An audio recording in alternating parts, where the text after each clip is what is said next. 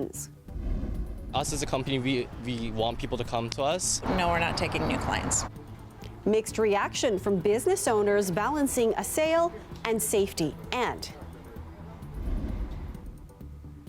friends and family remember Constable Mark Hoving, an OPP officer killed in the line of duty last week on Manitoulin Island. Plus, why are certain marginalized communities all around the world actually getting more COVID?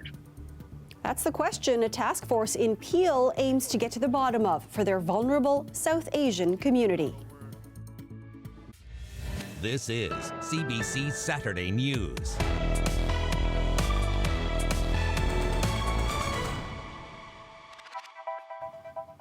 Good evening, I'm Marivelle Tarouk. Ontario's new COVID-19 cases rose above 1,800 for the second straight day today, just shy of yesterday's record high. 29 deaths were linked to the virus. All non-essential businesses remain closed under the lockdown in Toronto and Peel region, and that's caused a neighboring region to step up enforcement in response to an influx of traveling shoppers. Lorenda Redekop has the latest. Ontario recorded 1,822 new cases today, close to the record high hit yesterday and hundreds more than previous days. The two regions in lockdown recorded the most new cases. Toronto with 566, 516 in Peel. York region, one step down in the red zone, had 145. This mall in York, where Black Friday shoppers lined up yesterday, is one of the businesses now facing charges. Across the region, inspectors entered more than 400 businesses and laid 8 charges. It's part of a new inspection task force.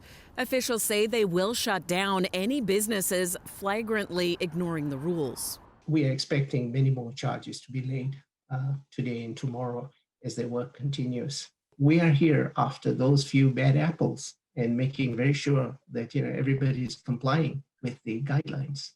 The number of people in hospital also shot up today to 595, with 155 of them in the ICU. Of those, 99 are on a ventilator. I expect we'll see accelerating rates of infections, accelerating rates of hospitalization, certainly accelerating occupancy in intensive care. This hospital in London, Ontario, is dealing with multiple outbreaks, including in the transplant and heart surgery units. More than 50 patients and staff have tested positive. While there are other centres around the province that can take care of patients in immediate need of organ transplants, those are very finite resources provincially, and we have to make sure that we protect them at all costs. It's far from just Ontario seeing a rise in cases. Today, Canada's Chief Public Health Officer sent out a reminder saying that if we continue along our current track, we'll see 10,000 new cases a day across the country by mid-December. That's almost double current numbers. Dr. Teresa Tam reminds people to limit their contacts as much as possible with people outside their own household. Lorenda Redekop, CBC News, Toronto. A funeral was held today for an Ontario provincial police officer killed in the line of duty.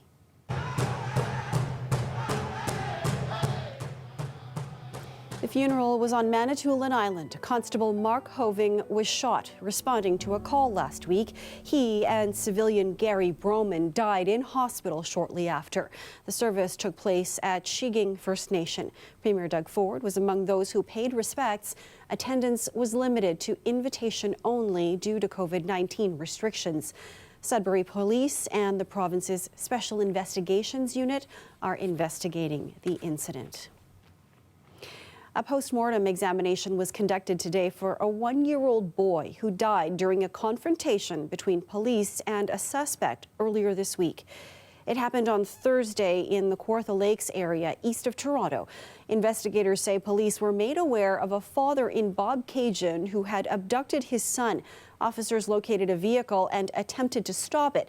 That's when the truck collided with an OPP cruiser and another vehicle. The officer was reportedly standing outside his vehicle at the time and was seriously injured. Meanwhile, 3 officers shot at the 33-year-old driver, who also suffered serious injuries. The toddler died of a gunshot wound, but it is unclear who shot him. Both the officer and the boy's father are now in stable condition.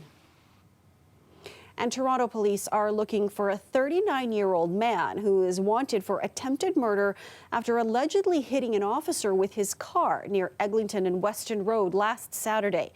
Police say Terry Baksh was fleeing in a car after sounds of gunshots, and after a chase, the Toronto man allegedly struck an officer and dragged him over 50 meters. The officer was taken to hospital with serious injuries. Anyone with information is asked to contact police. Well, if you saw a car chase or vehicles doing donuts along Lakeshore Boulevard earlier today, don't be alarmed.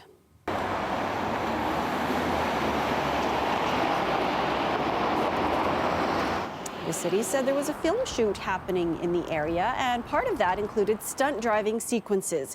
As a result, Lakeshore East was closed in both directions between Jarvis and Parliament, and that was just one of several road closures happening across the city this weekend. Construction and TTC upgrades have forced the closure of roads along Bloor and Dundas. There will also be no subway service on Line 1 between Lawrence and St. Clair stations all weekend to allow for the ongoing Eglinton Crosstown construction.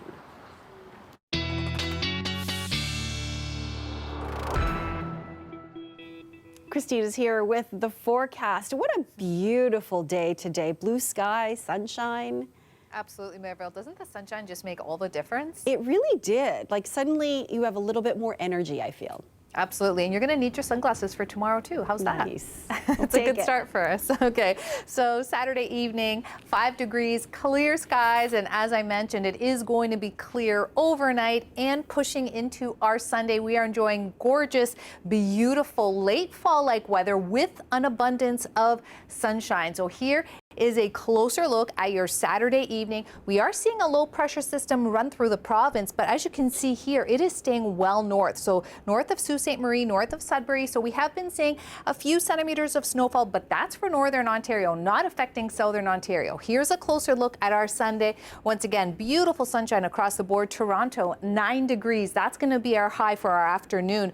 Guelph at 9 degrees, Kitchener at 9 degrees as well. And as we head north into Barrie, 9 degrees as well. Just a little bit of cloud cover, but we are going to see a change come through. Clear skies for your Sunday overnight, 4 degrees for Toronto overnight, but then come Monday, you're going to need an umbrella. Monday, 5 degrees, plenty of rainfall across the board, and you're seeing that mixing in Orangeville as well. That's because we're going to be dealing with a system making its way over from Texas, and I'll have more details for you in that Long Ranger coming up. Okay, we'll see you in a few minutes, Christina. Thanks. Okay, thanks. Well, regions outside of the lockdown zones are seeing an influx of Torontonians traveling to surrounding areas to shop, get a haircut, or eat at a restaurant. Greg Ross spent the day in Durham region to see what impact all that's having on businesses. We want to stay open. I mean, that's what it boils down to, so we're not taking new clients. Hala Galbiati works at Cynthia's Hair Salon in Pickering. They're right on the border with Scarborough. She says they're following all of the province's COVID-19 regulations, even going so far as to avoid taking on any new clients who might be tempted to cross over from areas currently in lockdown. We don't take walk-ins. We don't let anyone come straight to the door. They have to call in. We have to know who they are. But just down the road, this diner is taking a different approach. But it's a lot of new faces. Supervisor Brian Perez says business is way up since Toronto and Peel were put into lockdown. And he says the contact tracing forms they are required to fill out make it easy to see where people are coming from. So I'm seeing a lot of 416 numbers, 647. Meanwhile, at the Pickering Town Centre, not far from the border of Toronto, lineups just to get into the mall, and many of these people coming from the lockdown zone. I have never seen it this busy. I actually went over there to go to the mall, but then I saw that it was so busy. I'm like, you know what? I'm just going to go home. This woman from Pickering says she worries that the influx of people from Toronto are only going to increase the risk for people who live in Durham, which puts the onus on her to take extra precautions. I feel like I am in lockdown myself, even though I don't live in Toronto. But this man who came from Scarborough to go shopping sees it differently. We need something, right, at this point of time. So it's been a long time cooped in a house and everything. Right. So we need a little bit of freedom as well. So. Today, Premier Doug Ford said people in lockdown zones must avoid the temptation to travel to other cities. I know it's very challenging. It's challenging for small businesses, challenging for families. people have COVID fatigue, and you know, we're all tired of this pandemic that's hit the world. But we'll get through it. We will get through it. The mayors of both Pickering and Oshawa are also pleading with people from Toronto and Peel to stay away. Greg Ross, CBC News, Pickering. The St. Lawrence Market, a farmers market, was forced to head outside today, away from its usual tent that sits just south of the 175-year-old St. Lawrence Market building. This comes as the latest lockdown regulations appear to prevent markets from operating normally. They decided that we don't deserve to be inside and make a living as we normally were. I sell fresh cut flowers, so today I'm lucky it's above zero. If it were below zero, I wouldn't have a business at all. Plans were in the works to shut down the weekend market when the new regulations were announced. Tents can only operate when they're open on two sides. But just yesterday, the city decided to allow the market to move outdoors temporarily. Vendors and operators are urging the province to consider them an essential business under the new rules, saying they sell food just like grocery stores and supermarkets. Our idea is to get the messaging across so we can get COVID-19 transmission down. After the break, dispelling myths and translating important messages. What a COVID-19 task force is doing for the South Asian community in Peel when we come back.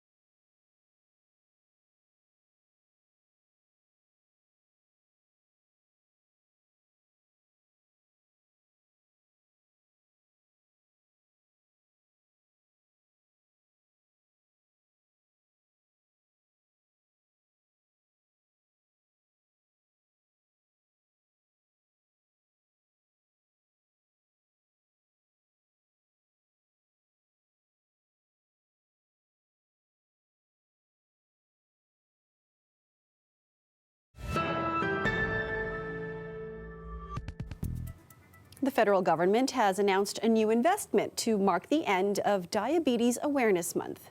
With so much focus on COVID-19 these days, it is important for us to remember that there remain many other health conditions that require our attention and support. Among these is type 1 diabetes. Unfortunately, isolating the cause and finding the cure for this disease remains an ongoing health research challenge. Sonia Saidu, Member of Parliament for Brampton South, announced a new partnership today between two Canadian research teams. The new research is expected to accelerate the development of stem cell-based therapies for the treatment of type 1 diabetes. The partnership comes just 2 weeks after Brampton announced an initiative to increase access to diabetes testing in the spring. The prevalence of high-risk groups with type 2 diabetes is said to be higher in that region. This week, Peel Region recorded a new daily record of COVID-19 cases. It's an area with a large South Asian population, and medical professionals there have come together to form various task forces to help communicate effectively with diverse communities. Talia Ricci has more on the newly formed Hindu COVID-19 task force. Formed by medical professionals, these are the goals of the new Hindu COVID-19 task force. We've come together to try to understand, one, sort of what are the barriers in our communities and why is this happening, but also two, to be able to develop, disseminate culturally sensitive and culturally appropriate communication to people in the community that don't seem to be able to access this. Some of the barriers they're trying to address include language, difficulties navigating online systems, and isolating safely in multi-generational homes. I want to make sure that people understand why are certain marginalized communities all around the world actually getting more COVID, right? And so part of that, one of the biggest part, is that they make up a huge portion of essential workers who are keeping more people safe, more Canadians safe. ਤੁਸੀਂ ਘਰੋਂ ਬਾਹਰ ਨਾ ਜਾਓ ਜਿਹੜੇ ਤੁਹਾਡੇ ਘਰ ਦੇ ਵਿੱਚ ਰਹਿੰਦੇ ਆ. Just by putting up videos, people have started sharing them and are really appreciating the fact that they can pass them on to, for example, their grandparents who can understand in their own language. The group is under the umbrella of the South Asian COVID-19 Task Force, which is also working with a Muslim and Sikh task force. Our idea is to get the messaging across so we can get COVID-19 transmission down. While these task forces were started by medical professionals, they're currently recruiting others and say people of all backgrounds are welcome. Both Mississauga and Brampton's mayor support these groups. Patrick Brown says currently the city of Brampton communicates public health messages in 10 different languages. From a city of Brampton's perspective, we're continuing to push for paid sick benefits. Too many marginal workers are going into work with symptoms because they can't afford to miss a paycheck. We still need that isolation center in Northeast Brampton. And those are things that would fundamentally help beyond fixing the language barriers that exist. Drinking turmeric milk is not going to be the cure for COVID-19. Throughout the pandemic, this scientist has led a project to target COVID-19 misinformation in 12 different languages. People who spoke English on a regular basis, but were also multilingual, they found certain languages they understood the message better. She applauds the task force's efforts. All of these professionals hope their initiatives inspire other diverse groups too. If we can save some lives, at the end of the day and get some appropriate messaging across, then I will be elated. Talia Ricci, CBC News, Toronto. In the U.S., Donald Trump still has not conceded, but the transition is underway, and one by one, his various legal actions to overturn the election results are being shot down by U.S. courts. Ellen Morrow reports. For the third day in a row, Donald Trump heading to his own golf course, today arriving by helicopter.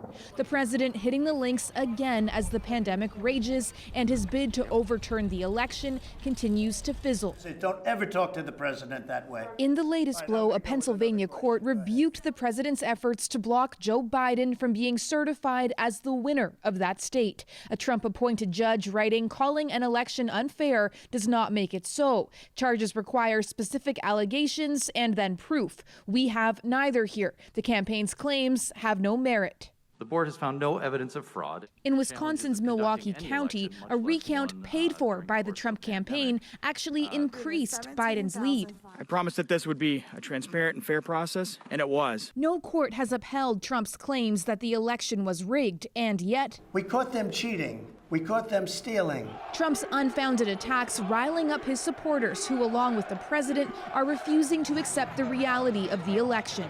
The American people should have 100% confidence in their vote. A top election security official who was fired by Trump after defending the integrity of the vote is now speaking out in an interview with 60 Minutes. We can go on with all the farcical claims that alleging interference in the 2020 election, but the proof is in the ballots. A time to reflect on what the year has brought. Meanwhile, the Biden team is trying to push ahead. Many cabinet picks already announced and a focus on the pandemic.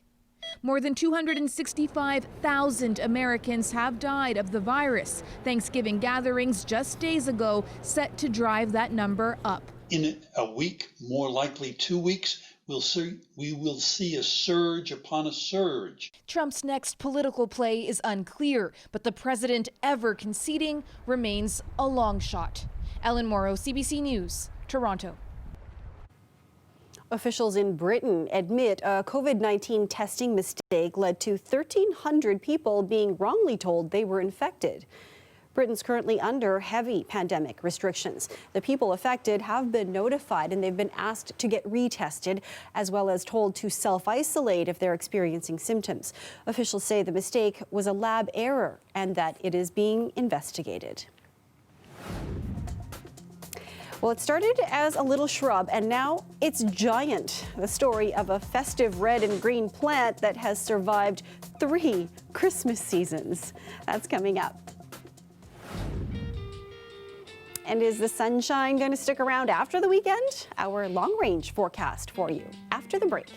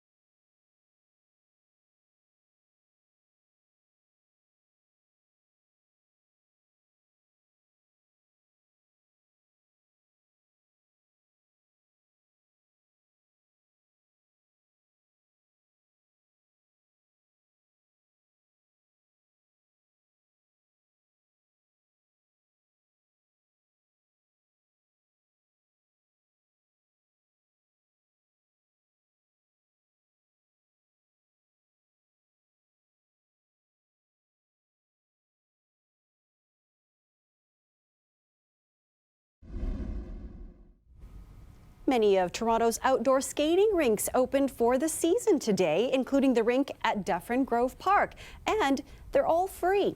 It's part of the city's plan to help residents stay active outdoors during COVID-19. There is a maximum, though, of 25 skaters allowed at one time, and the rinks will only open weather permitting, which means some spots, including the big rink at Nathan Phillips Square, still haven't opened. There's also 23 toboggan hills now open across the city and 8 snow loops at golf courses for walking and snowshoeing.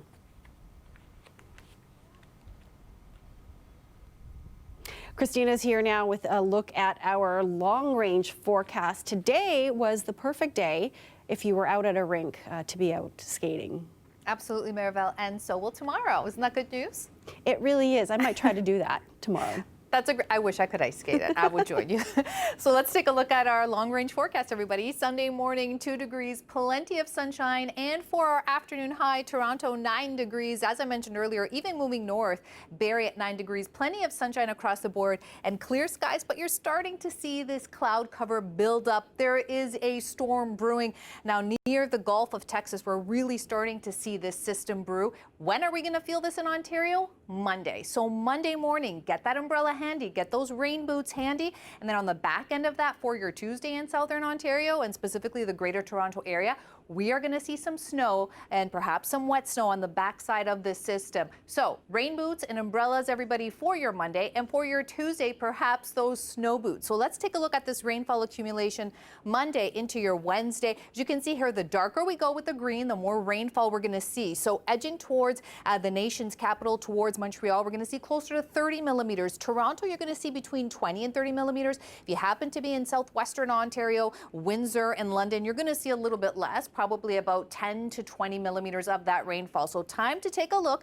at this long range forecast, our next 7 days. Beautiful sunshine for your Sunday at 9 degrees. Here comes in that rainfall for your Monday. So this is the time to take out that umbrella. And then here is that mixing and that wet snow on the backside for your Tuesday. And then Wednesday, those flurries continue. Thursday and Friday, it's the return of that sunshine. Temperatures a little cooler there, and then return of that rainfall by the time we head to next weekend. I'll see you all tomorrow. Okay, we'll have all the footwear prepared for this week. Thank you. Thanks, Christina. Okay. Well, decorations are an important tradition at Christmas, and year to year collections usually pile up. But for a couple outside Montreal, one decoration keeps growing all on its own. Sarah Levitt has that story. Have you ever seen a poinsettia this big? I hadn't until today. I'm about 6'1", so with the girth, my arms, it's a pretty big plant. My wife brought this poinsettia home 3 years ago, and I figured, you know what, let's put it in a little pot and stick it outside for the summer. And the following fall, I brought it back in, brought it down here. It was only the size of maybe a basketball. So that Christmas came and went, and last spring I put it outside again and put it in this really big pot, and the thing just exploded. Put some lights on it, we won't need a Christmas tree, and I'm just worried, like, will it get bigger? This was a little crappy half-dead plant from Maxi, and look at it. The hope is that this beauty lasts this Christmas and many more. Sarah Levitt, CBC News, Mont Saint-Hilaire. It is the size of a Christmas tree. Well, that is our show for you tonight. Thanks for watching. You can stay caught up on news anytime on our website, cbcnews.ca. Have a great night, everyone.